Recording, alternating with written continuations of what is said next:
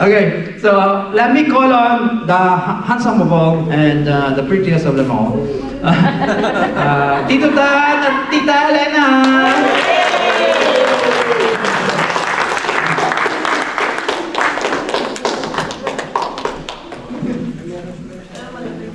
Meron ka adapter?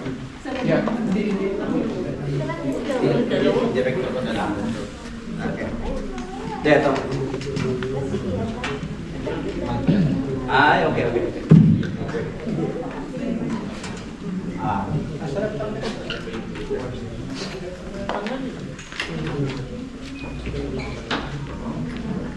Ay, kung meron po tayong mga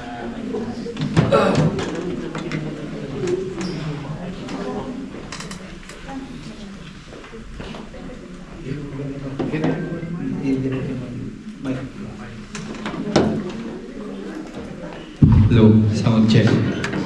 Hello. Hello. Hello. Good afternoon, Hello. brothers and sisters. Good afternoon! I just would like to introduce my wife, Tita Ellen Reyes po. Mamaya po yung third class. Thank you. Yeah. Every time I introduce her, I was surprised why some people will like, asawa mo? Parang nagtataka. I don't know why they're... Praise God! Amen! When I say praise God, you answer me ba, Hallelujah. Praise God! Hallelujah! Praise God! God is good All the time! all the time. God is great! God is good. I just would like to thank everybody for your time because it's Saturday and you should be resting at your home because you work Monday to Friday and now you are here. Right? What's that? Last night? You work even last night? So you're here since the... Wow. That's why I would like to thank everybody for your time. You know, brothers and sisters, we are from Batangas and we graduated our Christian Life program or we were dedicated in Batangas City for our Christian Life program in 1990 in Batangas City. So we are 35 years already with the CFC, but I will tell you, brothers and sisters, we are still work in progress. We are not perfect, and I will tell you, I learned in 1990, after my graduation in the dedication of the Couples for Christ, this is the story. During the dedication, and you know, and all of you have undergone this. During the dedication, we are grouped to a household, right? And normally the grouping is, you know, during the CLP there is a grouping and there will be a discussion after the talks of each talk, right? And I was grouped to several brothers and sisters from our praise that I really like them very much. I continued the CLP because I like the group where I belong. But during the dedication, after the dedication, or during the dedication, they regroup us, and me and my wife was transferred to another group. And I said, what? I continued my Christian Life program because I like the group. Now you're transferring me to the group. And since 1990, when I joined Couples for Christ, I learned that Couples for Christ is not a perfect community. Brothers and sisters, up to now, I will tell you, Couples for Christ is not a perfect community. Our leaders are not perfect. Our members are not perfect. And there's a lot of things that we can say Couples for Christ is not a perfect community. But maybe you will ask me, why are you still here? Can you ask me that, please? Why are you still here? Although CFC is not a perfect community, this is the community where I found love. Brothers and sisters, this is the community that I know and I can feel the love. We just came here yesterday. Is that yesterday? Yeah? We came here yesterday. It's only yesterday that we saw Roy and Migs and other brothers and sisters. Bishop. I heard Bishop. We just saw each other yesterday, but you know, brothers and sisters, my feeling is like I am part of the family already. Amen? Amen. That's what I like with Couples for Christ. Nas and Lisa, we met before, but I can feel, you know, they have to travel 2 hours just to bring us here. Brothers and sisters, where can you find a brother and a sister that will treat you like a member of the family? It's only here in our community, Couples for Christ. Amen. That's why we are here. And I am here because I want you to learn, to know that love will keep us alive. And this is the one that we brought here. We brought, by the way, me and your Tita Ellen, we are already retired. And you know, we have been retired since we reached the age of 65. And right now, I'm 68 years old. I will be 69 by December, and your Tita Ellen will be 69 in March. But you know what the CFC USA told me? Tito Tat, I'm 68 now. Tito Tat, you only look like 67. Amen? Brothers and sisters, that's what I like with CFC. Yeah. And they are not lying, right? You look like 67. Look at the 68. And I will tell you a story lately about this because, you know, brothers and sisters, maybe I'll tell you a story. I have, you give me 2 hours here. You know, I will tell you a story because I'll do it later. So, we are already retired. And, you know, we are now living in the U.S. And we have been in the U.S. for 25 years. And we retired already. Our family is in the U.S. And if you're going to the U.S., just let us know. We might visit you wherever. We are from Washington D.C. So let us know because you're already part of my family, and I am part of your family. Amen. Amen. So brothers and sisters, again, this is why I am here. Although CFC is not a perfect community, but CFC is the prepared community because this is where I found love. And you know, brothers and sisters, love will keep us alive. Love will keep us alive here, brothers and sisters. And What else? God plus husband plus wife is equals love. And God, we need to have a relationship with God. You know, brothers and sisters, I heard this from one of the priests during one of his homily.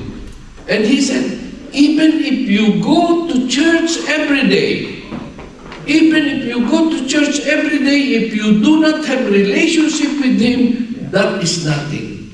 Amen? Amen. That's why even how often I come here, if I do not have relationship with you, that is nothing.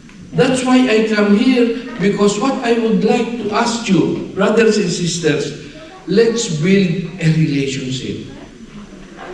Because love, let's build and we came here just, I don't know what we just brought is love, brothers and sisters.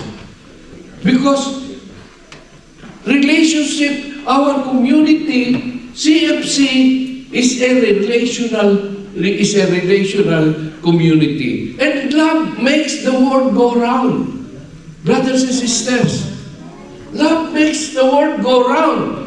Love indeed makes the world go round. For without love, the world will be a place of despair. Love is meaningless unless you give it away. So, brothers and sisters, we need to build relationship. Couples for Christ is a relational community. We build relationship and we build each other. We are imperfect people growing together with the Lord. That's why we are here. And this is what I learned from my household leader. We are here to help each other. If one of your friend, if one of your brother is down, we are there. We should be there to pick them up. And this is also what I learned from Couples for Christ. That if our brother is down, let's go together and help him or help her. Even they said, if you need to go to hell to pick up a brother or a sister, go to hell, but don't stay there. Pick him up or pick her up and bring her closer to God. Amen? Amen. That's what we will do.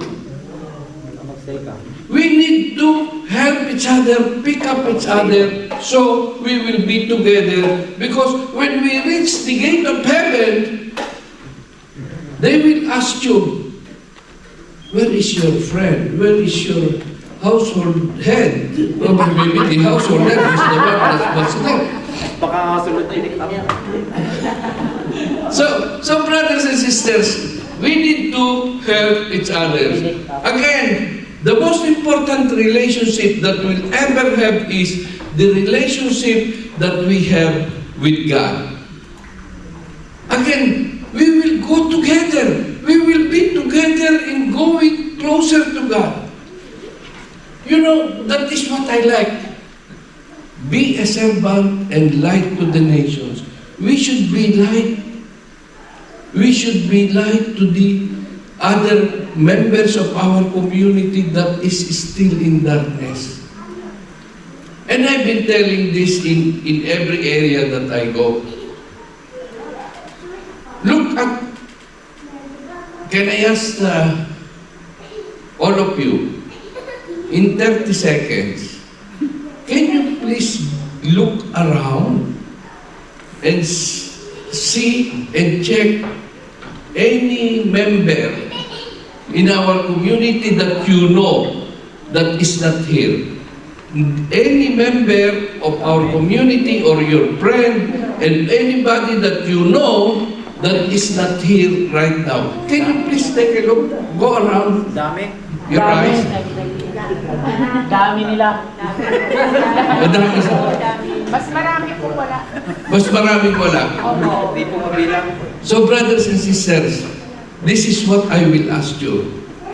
In your next assembly, can you please all together go and ask those brothers and sisters to come with you to be here?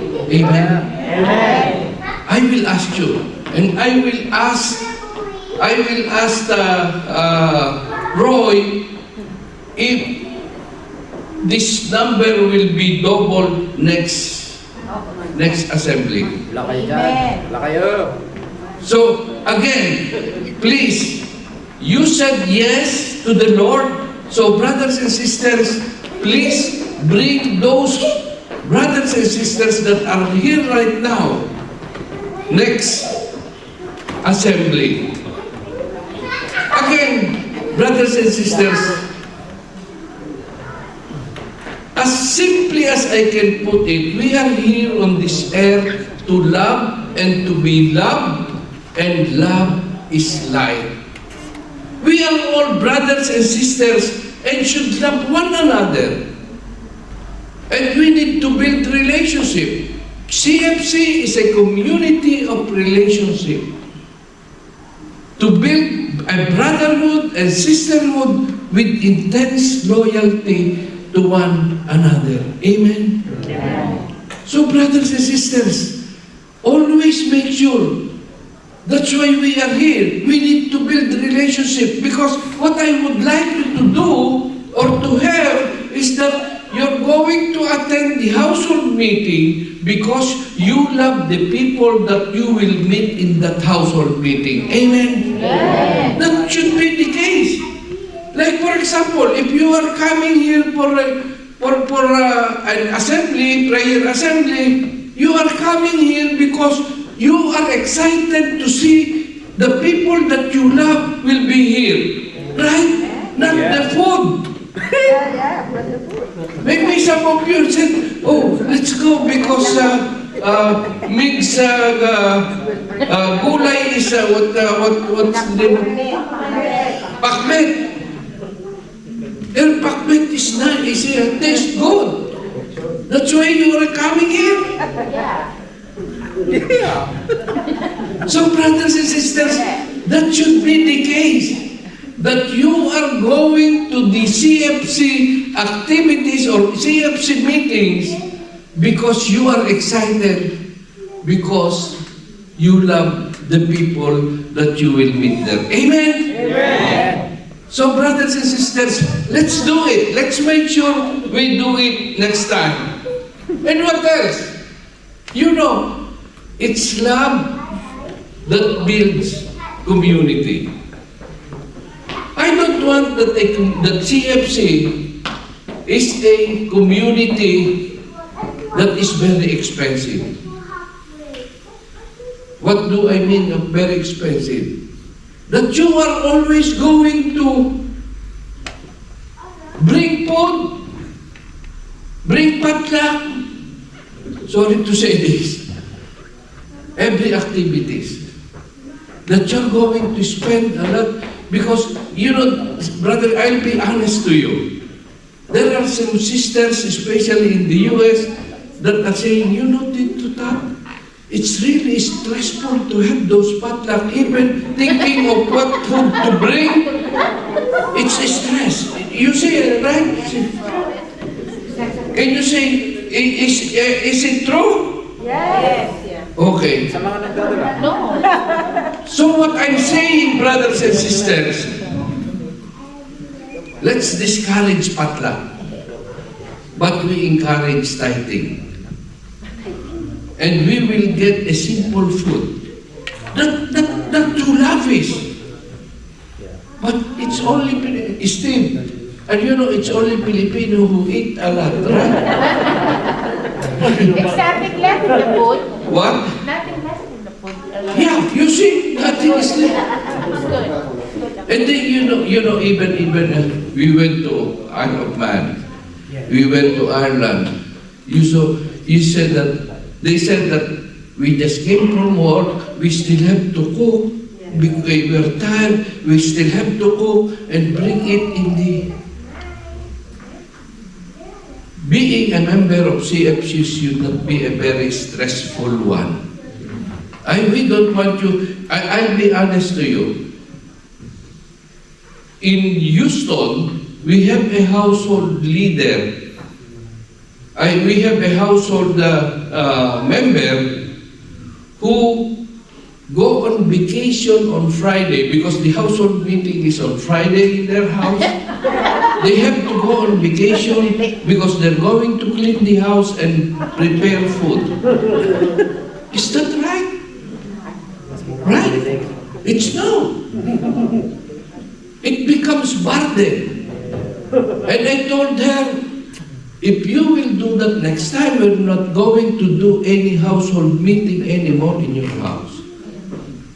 Because we don't want that CFC is a burden community. So what I'm saying, brothers, you're saying, yeah, but next time, make sure that we will not doing this, right? We do it for love. We do it with love. Yeah. So brothers and sisters, again, it's just the Filipino culture, but we need to, sabi nga, sometimes we need to adapt. We need to adapt to the situation. And I will tell you, I can't blame you because you are very blessed. You are very blessed here because I will tell it, and I've been telling this to these people, that you here in UK, if you are nurse in the Philippines, you are nurse here. If you are an IT in the Philippines, you are IT here. If you are a PT in the Philippines, you are PT here. Brothers and sisters, I will tell you, in Spain, those brothers and sisters that are nurse in the Philippines, they are house help or waiters in Spain. Because in Spain, they have different, it's unlike here. Unlike in America. In America, if you are a nurse, you will just take a NCLEX, and once you pass it, you're a nurse. But in Spain, they cannot do that. You have to study again. So what I'm saying, brothers and sisters, you are very blessed. But you get that job not because you are talented. You got the job because we have a very, very, very generous God that gave you that job. Amen? Amen. So we need to thank God. We need to thank God by attending this community, not a stressful one, not to be stressful. So, again, brothers and sisters, let's bring love. Let's bring relationship. And we need to love one another. We are brothers and sisters and we should love one another because love is meaningless. Again, not unless you give it away. And you know what does it mean of building relationship? Have integrity. Integrity is doing the right thing even if no one is watching. So what I'm saying, let's do what we said that we should not be doing. Let's do what we say that, hey, I'm attending the CFC activities because I love the people that I will meet there. Amen? Amen. So brothers and sisters, be there for others. Sometimes in life we just need someone who will be there for us. If you know of a brother and sisters who have a problem or who have some issues, be there for them. What else? Someone who will listen, someone who will try to understand. I lived in New Jersey for 5 years. And in New Jersey, it snows a lot, especially during winter. And when it's winter time and it's snowing, I will call all the brothers in our community and say, hey, you know it's winter, it's snowing, and the forecast is the snow will stop at 4 p.m. You know what to do. And you know what they will do? When the snow stopped and they saw their neighbor who are, plowing the snow, they're going to help them. Help your neighbor. Plow the snow. And then the following Saturday, they will have a CLP, they will invite them. And they cannot say no because they help them plow the snow. You have to plant a seed. So brothers and sisters, do something good, brothers and sisters, and bring them here in the community. But don't tell them that, hey, once you become a couples for Christ, you will do the potluck always.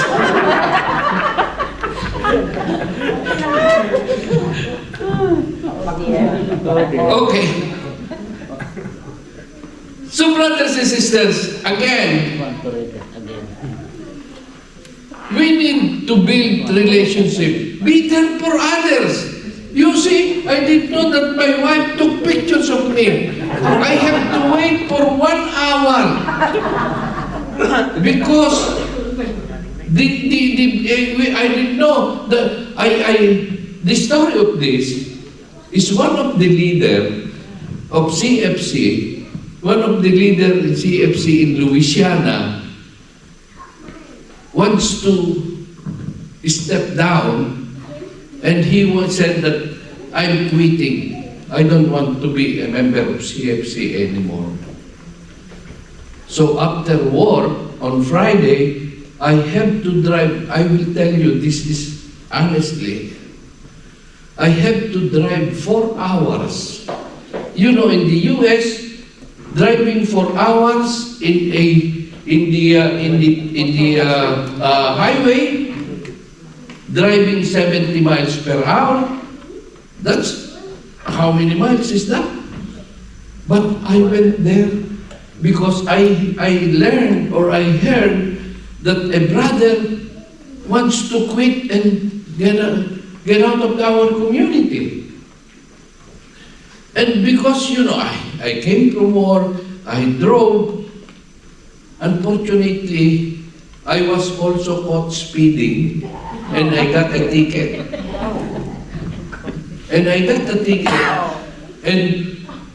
we went to his place. And when our brother arrived, the very first thing that I showed him is the ticket that I got. And I said, I came here because I learned that you are leaving our community and I got a ticket. You know what he told me? I'm going back to the community because you got a ticket. He right away told me, I will not leave the community. I will not leave the community because I feel bad. I feel guilty that you got the ticket because of me. But he is asking me, do you want me to give the fine? No, I will give the fine. So, be there for others. If you know of somebody, that's what I'm telling you. If you know of somebody that seldom attend the family, the prayer meeting, go. But don't go speeding. So, brothers and sisters, these are the things that we need. We are here to help each other. We are here to support each other. Amen? Amen. And else, what else? Become a good listener. Brothers and sisters, we need to become a good listener. Everyone has the basic desire to be heard and understood. Unfortunately, few of us are taught how to be great listeners. Most people are too busy thinking of what they say next than to really listen to what other person is saying. When you notice something, when you notice yourself doing this, take a breath. Go and correct the pattern by listening well. Brothers and sisters, this is very important during one-on-ones. If your leaders or household leaders is asking you to do one-on-ones, speak while you listen, then your comments, give comments if needed. So brothers and sisters, again, remember things that are good to others. You know, I called our brothers in the community, like for example, I called Roy, Nas, Bishop, and some of the brothers will ask me, Tito Tap, why do you not call Brother Roy, Brother Nas? But I heard this and learned this from my household leader in Batangas. And I asked him in the one-on-one, we have a one-on-one during that time, and I asked him, Kuya Joey, why is it that you're not calling me Brother Ta? And you call me Ta? Ellen. And you know what I heard? And that's what I followed. He said, you know, it's not bad to call Brother Roy, Brother Bishop. But, he said, if I put brother in front of your name, it's like I'm putting a barrier. Because if you said brother or mister, you see, that's a different, if I call you mister, that's something that we want it lapat. You know, can you explain lapat na please to Steve? We want that there's no barrier. It's lapat when I call your name, right? You get what I mean? It's lapat because if it's lapat, it's like tapat. Yung tapat, baliktarin mo man, tapat pa rin. Banding, ha? Yeah, banding. And he said, you know, sometimes if you know directly his name, if you will call his name directly, he knows that you know him. It's like, brother, I call him brother because I can't remember his name. Right? Oh. Tapos, brother, ano ba pangalan mo? Nas. But if I will call you straight, Roy, he knows that I didn't call him. And if you know, especially a lot of things about your brother, that is personal relationship. If I know your birthday, if I will call you on your birthday, hey, I didn't know, like we have some brothers or sisters, I go, hey, happy anniversary. Oh, is it our anniversary? So brothers and sisters, remember things that are good to others, tell it to him, and he knows that you love him and you know him. There are some people who say, you know, Filipinos, Steve, sorry to say this, Filipinos sometimes they are very mayabang.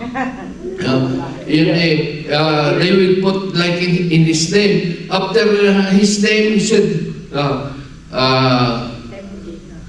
MD or engineer. You get that here as well. What's that? I said you get that in the UK as well. Yeah. But I have a friend. He said, Mario Bautista, MD, PhD. Wow. MD, PhD. What does it mean? Mukhang doktor, pero hindi doktor.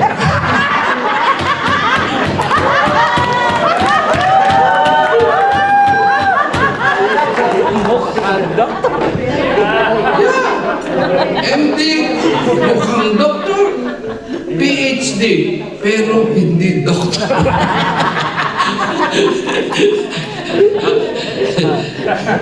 Okay. Again, brothers and sisters, remember things that are important to others. There is no more beautiful sound to our ears than the sound of our own name. At least he knows, or you know, that he knows you, that he is a real brother. Remembering people's name is the first step to relationship building and remembering other important aspects about them continues building the process.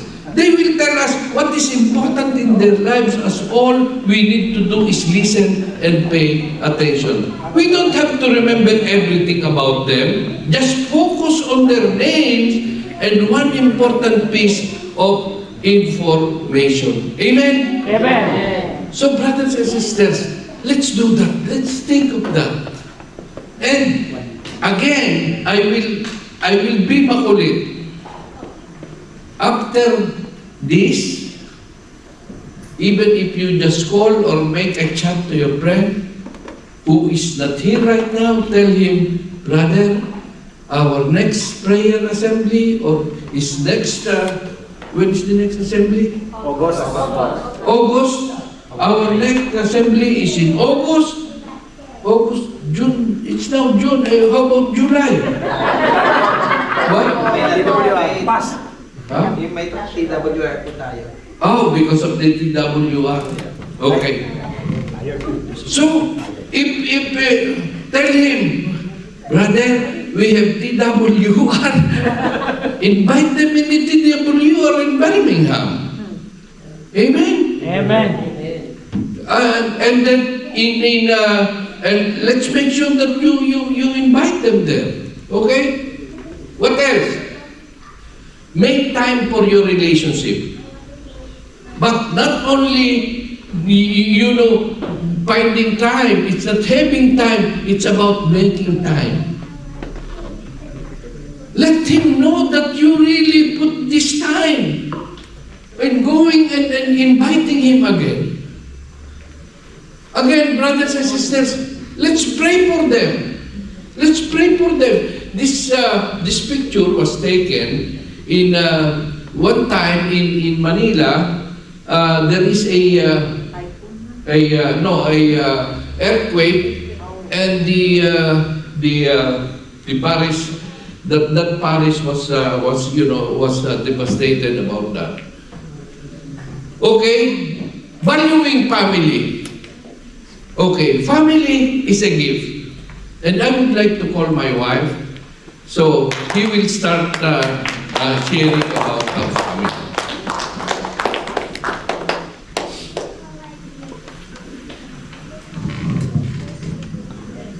Good afternoon, everybody. Good afternoon. Yeah, if you look at that, that's an old picture though, but that's our family. We have two sons.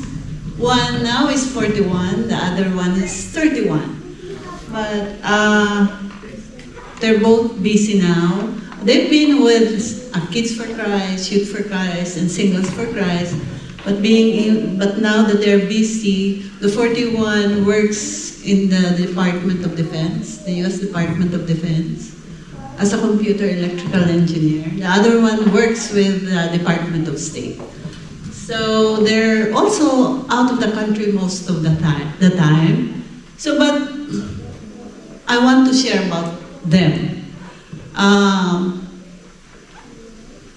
Being old, you would expect that they won't, be with us at the home, especially on Sundays.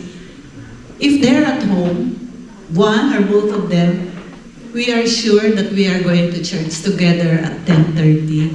After that, we go together, dine out, and of course they'll pay for it. We are very blessed to have children who are now enjoying the fruit of their labor. We have good jobs. And these children, before we left, they saw to it that we went out, and you know what? They said to their dad, Daddy, nasaan na yun?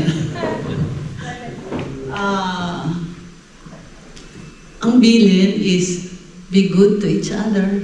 They talk to us, be good to each other just before he left and when we were leaving. These children, the people that are asking us, how did you raise up good children? And thinking about it, I can remember telling them specifically what to do. The only thing that I know and I remember is that they observe us. They know we go to household meetings regularly, especially during the pandemic, which they see us on the Zoom all the time. Meetings here and there, prayer meeting here and there, and every 9 o'clock we have a rosary, every day. And if we're late, they'll tell us, you have a rosary at 9, why are you still here? So those things, those are the only thing I remember we do. And the only thing vividly is the prayer. I know I had novena for them since they were young. And our investment, serving in the community for so long, 35 years, I think that's our investment. Now we're reaping the fruit of our labor. So that's the sharing about my family. Now I'll share about something else. Sorry, but I had to prepare this and read it to you so that we have a short time. So you heard that Tat and I have been graduated 1990, so 10 years in Batangas. We served in Batangas for 10 years. We were blessed and had the opportunity to move to Americas, and we served there 20 years. So no, we didn't stop. This is continued service in CFC. And now is our 5th year here in Europe. One thing has become clear. Hold on, I have to. Where's my eyeglasses? Sorry.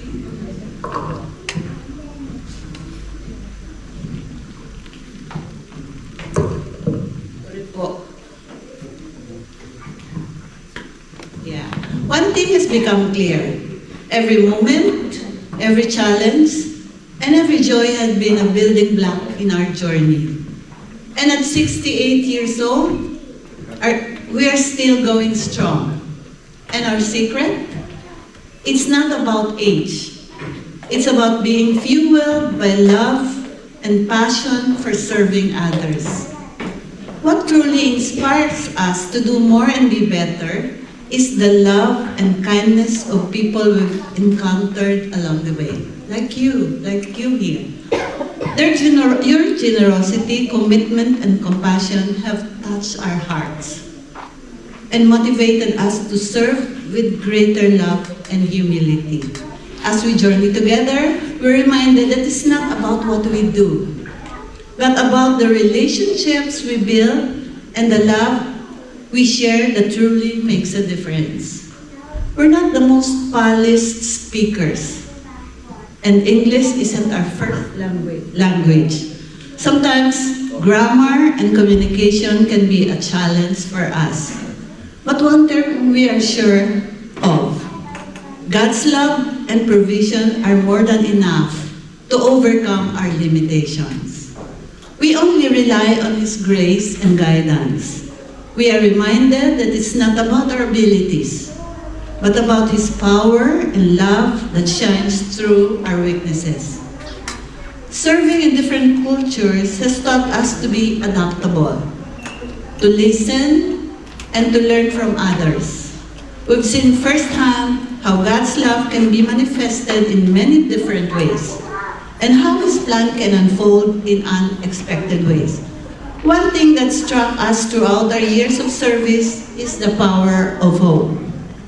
Hope is what sustains us when the road ahead seems to be uncertain. Hope is what reminds us that God is always working, even when we can see the outcome. And hope is what enables us to look and serve with joy, compassion, and love. As we look back on our experiences, we're grateful for the lessons learned. We have learned that God's plan is not limited to culture and geography. His love extends to all. As we journey together, we encourage you to hold on to hope. Hope in God's goodness, hope in His love, and hope in His plan for us. May we serve one another with joy, may we support each other in love, and may we trust in God's goodness, even when the path ahead is uncertain. Let us remember that we are not alone in this journey. We are part of a global community, united in faith and service. And as we serve with hope, embracing God's plan for us, we have to no doubt that we will experience the fullness of His love and richness of His blessings. Thank you very much. Good afternoon, everyone. Okay, thank you. You know, brothers and sisters, I think my Tita Ellen mentioned this our two children. And you know, our children, we were married for 41 years.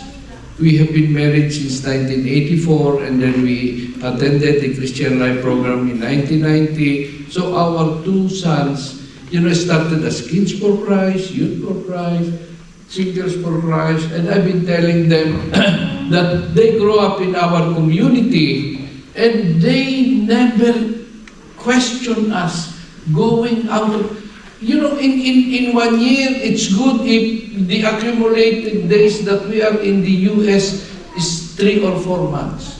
We are always out of the country. And even last 2 weeks ago, my eldest son, he is working with the Department of Defense in Pentagon.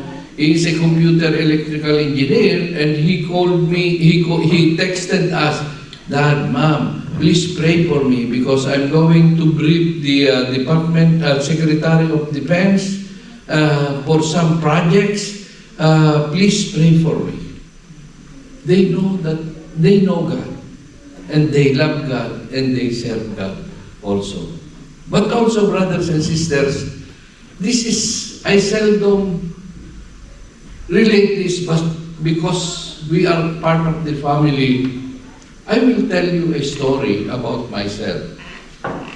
You know, my mother also lived in the in Jacksonville, Florida, and he already died. He's the one. Our parents, they are the one who petitioned us. That's why we were able to migrate in the U.S. And when my mother was already 86 and she got sickly, her sisters and brothers in the Philippines asked us, "Can you bring your mom so we can see them? They can see, you know."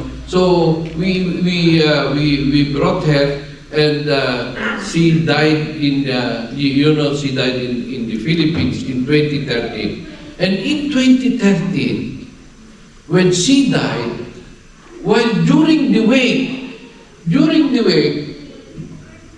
my uncle approached me and he told me, "Dad, do you know that you have a twin brother?" And I said, "What?" "Yes, you had a twin brother. And that is the first time that I know that I have a twin brother." And I said, "Uncle, can we go there after the funeral?" So, to cut the long story short, after the funeral, I approached my uncle and I asked my uncle, I want to meet my twin brother." "Yeah, you have a twin brother. You have an identical twin. An identical twin." And we went to Makati, and then we went to one house, and he knocked at the door of the house, and when the door opened, brothers and sisters, I asked myself, am I looking at the mirror? Am I looking at the mirror? Because I can see my identical twin and we embrace each other. But the problem is my brother did not use our last name. And he has a different name. And do you want to see him? Brothers and sisters? Do you know, maybe you know him. You will know him when you see him. He is, my identical twin is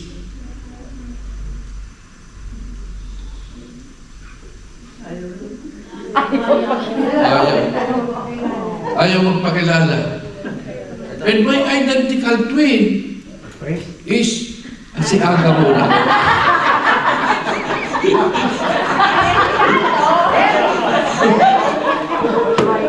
Kita niyo?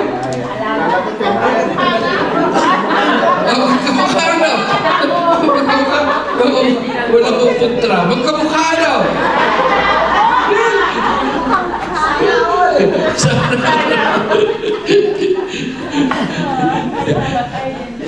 Okay.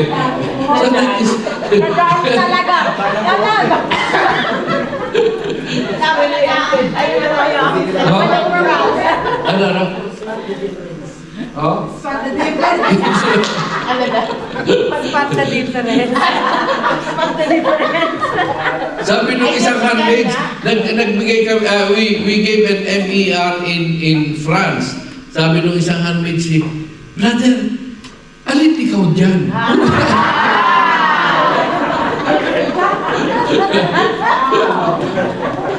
Okay, let's go back. Let's go back to the top.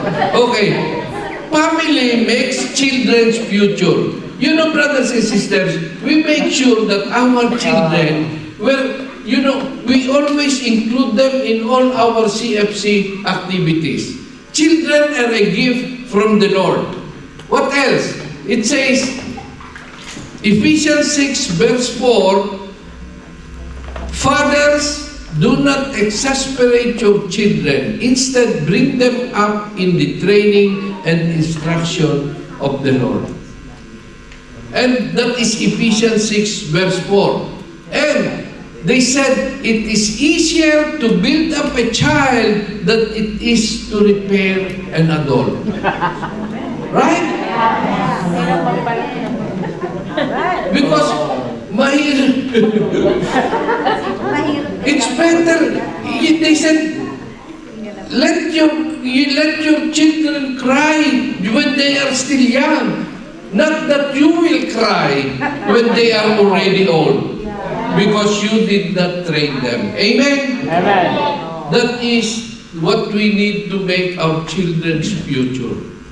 So brothers and sisters, be a walking billboard of God's kingdom and righteousness. What I would like to build or you to do is that when you leave this place, that your friends and all the people can see God in us. If they can see God in us, the way you drive, the way you talk, the way you walk, the way you wear your clothes, they said that we can see God every day, but we do not recognize Him. Amen? Amen. So, Jesus should be, we should be a walking advertiser of God. That in everything that we do, God is there. And if they see God in us, those people who wants to join the CLP, they will ask you, when is your next CLP? And I'm going to join because I can see from you husband and wife that you are very happy. But if they will see that you couples for Christ are always quarreling, who will join this community? Right?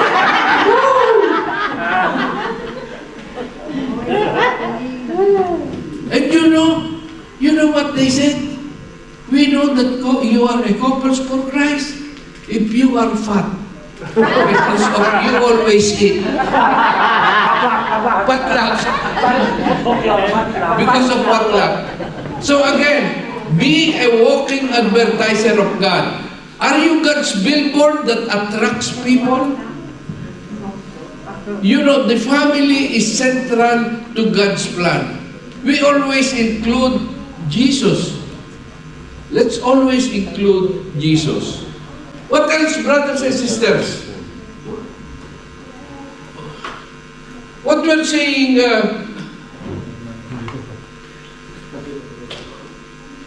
hold on.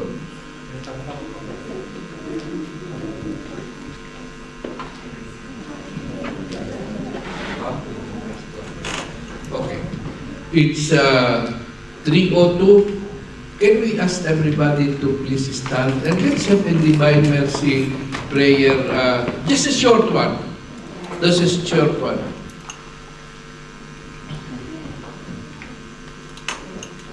In the name of the Father, and of the Son, and of the Holy Spirit. Amen. You expired, Jesus, but the source of life, gospel for soul, and the ocean of mercy opened up the whole world. O fount of life, unutterable divine mercy, envelop the whole world, and give yourself upon us. O blood and water, which gospel from the heart of Jesus as a fount of mercy for us, I trust in you. O blood and water, which gospel from the heart of Jesus as a fount of mercy for us, I trust in you. O blood and water, which gospel from the heart of Jesus as a fount of mercy for us, I trust in you. Holy God, Holy Mighty One, Holy Immortal One, have mercy on us and the whole world. Holy God, Holy Mighty One, Holy Immortal One, have mercy on us and the whole world.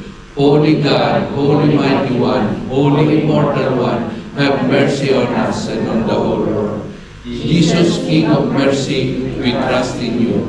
Jesus, King of mercy, we trust in you. Jesus, King of mercy, we trust in you. In the name of the Father, the Son, and the Holy Spirit. Amen. Praise God! Amen. Hallelujah.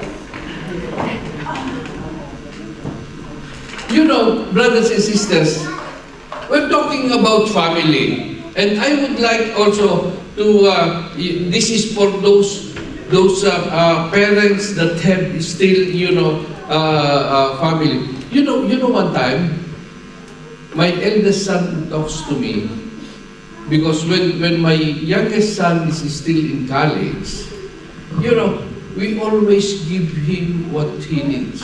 I even give him, that's what I did on my eldest son. We gave him an extension of our credit card. So, if he needs to buy something or what, and then we give that also to our son. And if he needs something or he asks something, we're going to give him. But you know what my eldest son said, because I'm very,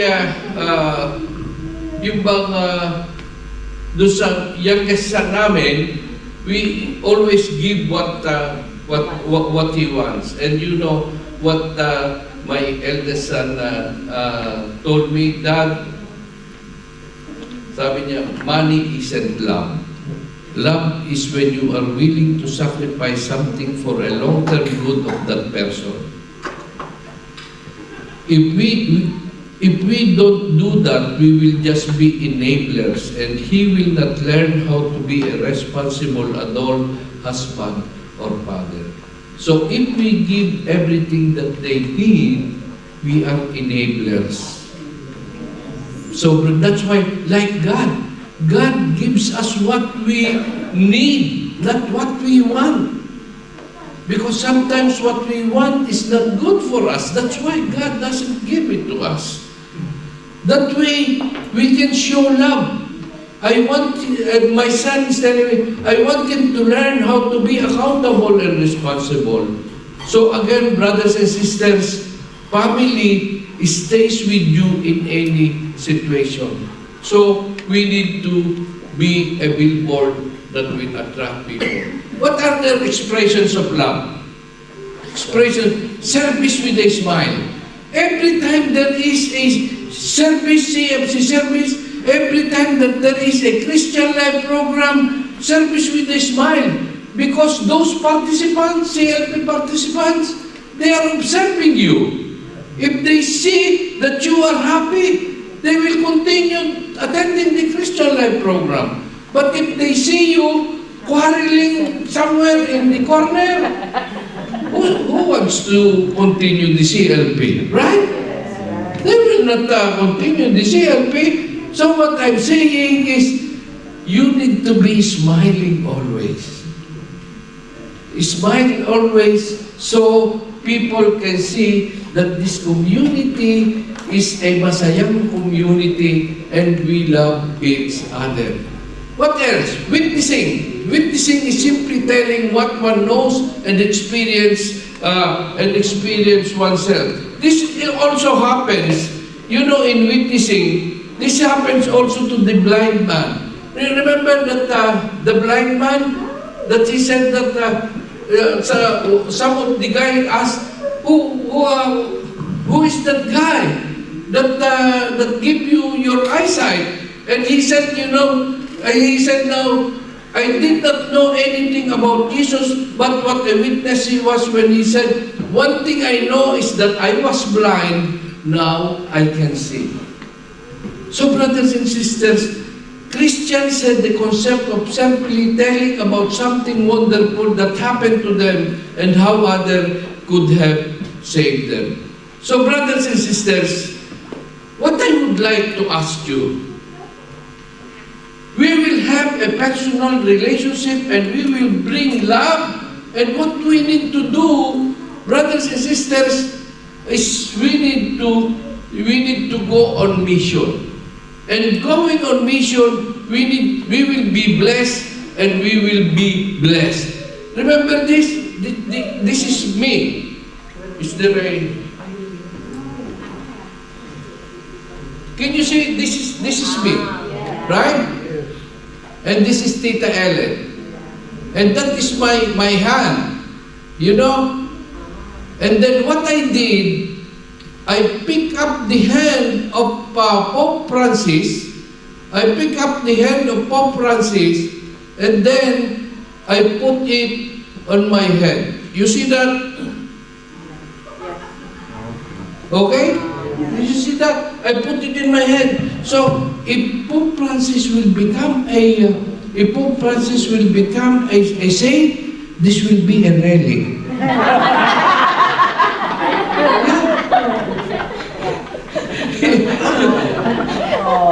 Yeah. Maybe you want to So, go there. Bishop, you can ask some hair. Yeah. I need to go.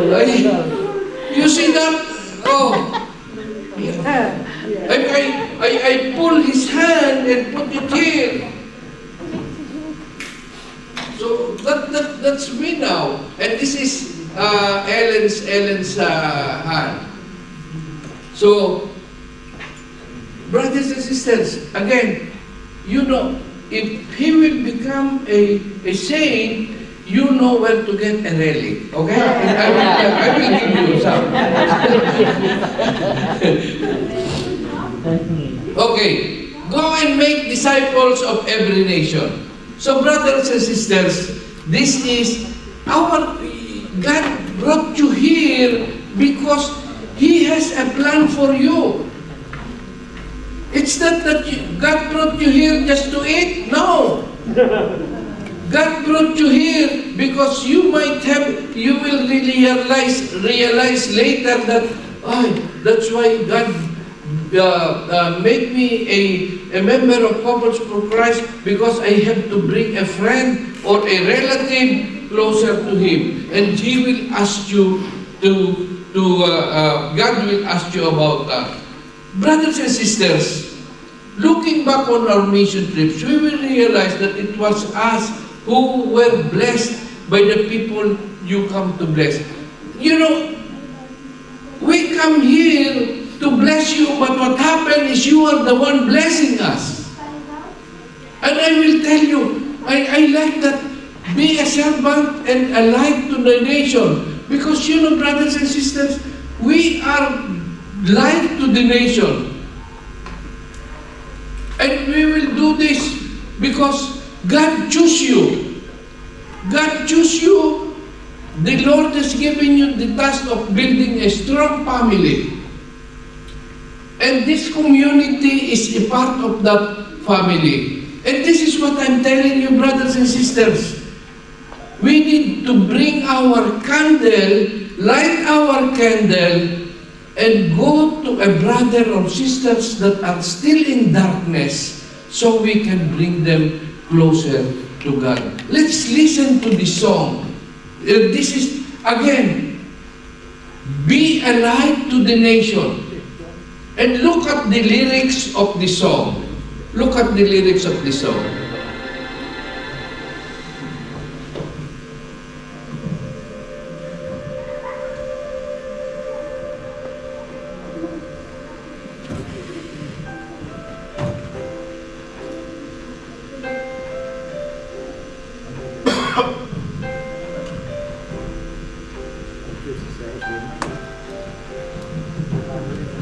There is a king in every soul, some brightly burning, some dark and cold. There is a spirit.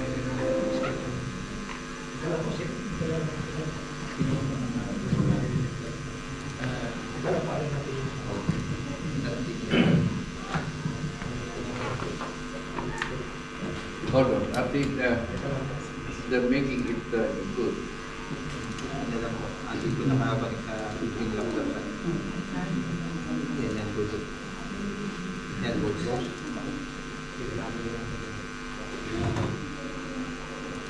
Yan, connected.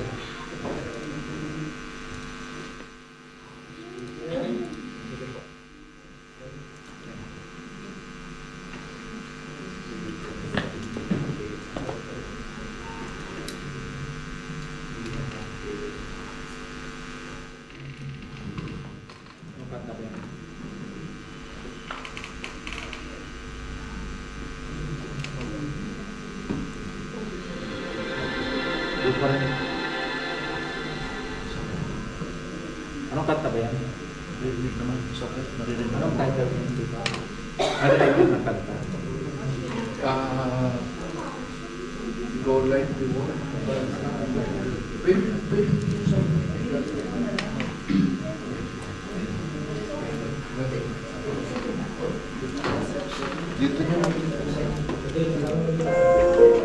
Yep.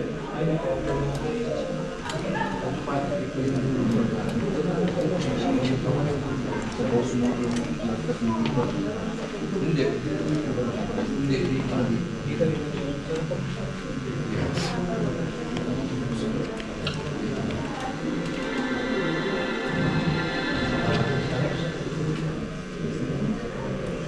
Go like your world.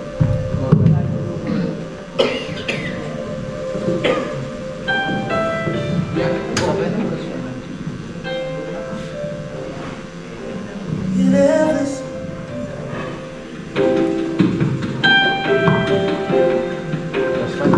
there is a candle. Huwag ka na yan.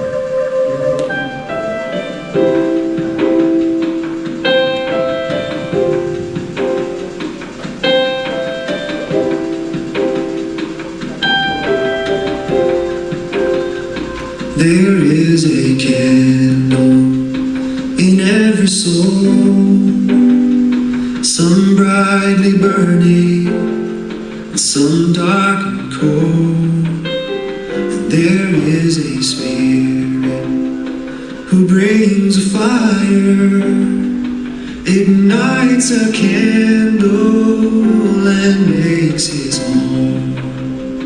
Carry your candle, run to the darkness, seek out the helpless, confused and torn, and hold out your candle for all to see it. Take your candle and go light your world. Take your candle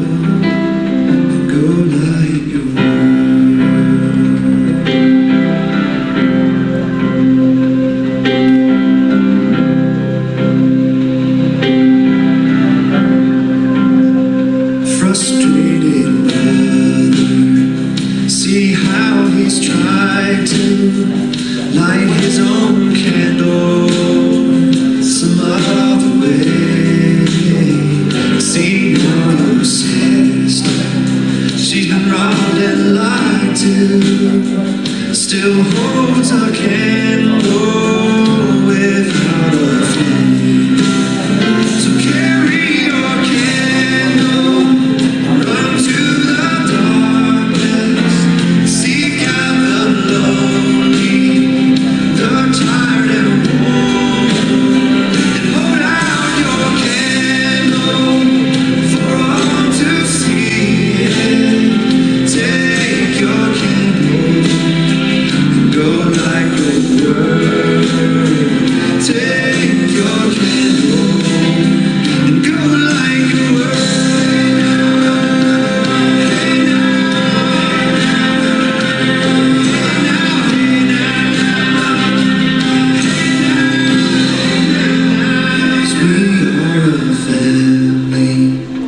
whose hearts are blazing. So let's raise our candles and light up the sky, praying to our Father in the name of Jesus. Make us a beacon in darkest times. Carry your candle, run to the darkness, seek out the hopeless, deceived and bold. Hold out your candle for all to see. Take your candle, go like the world. Take your candle, go like the world. To the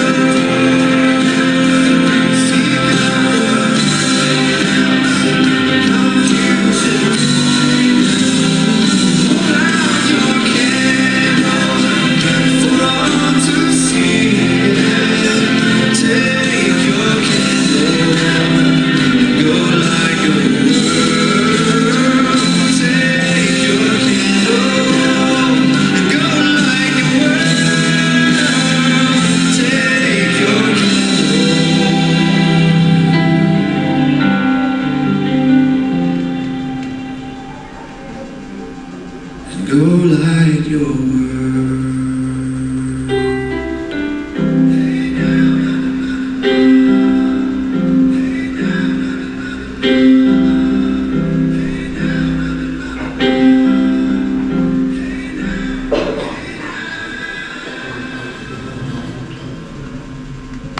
Thank you, brothers and sisters. You know, brothers and sisters, God called us to be member of Couples for Christ because we are the light of the world. And what I like, because the first thing that I saw in that is, be a servant and light to the nations.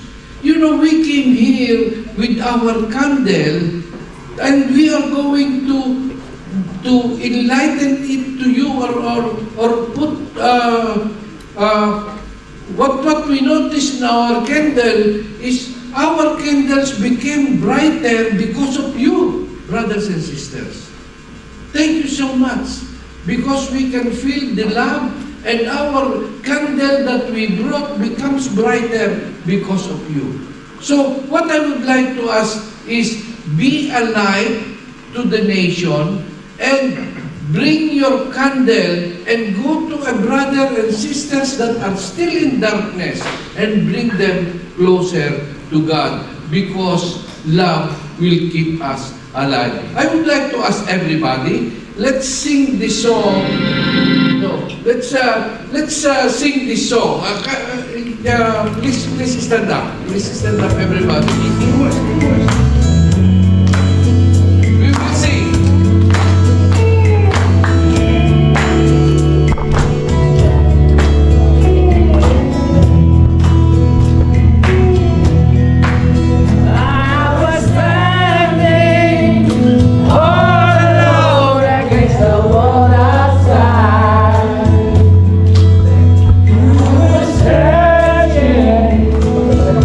For a place to love.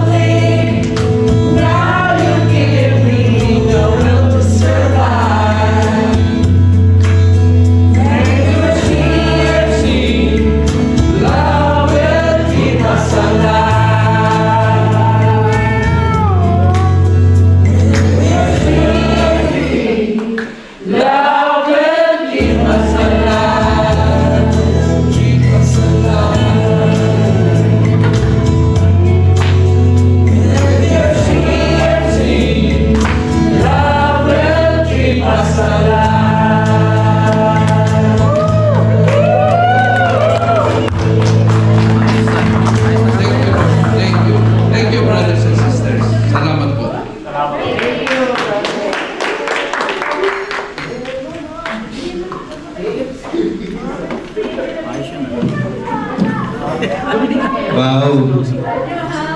Thank you po, Tito Tat. Wow, that was so beautiful.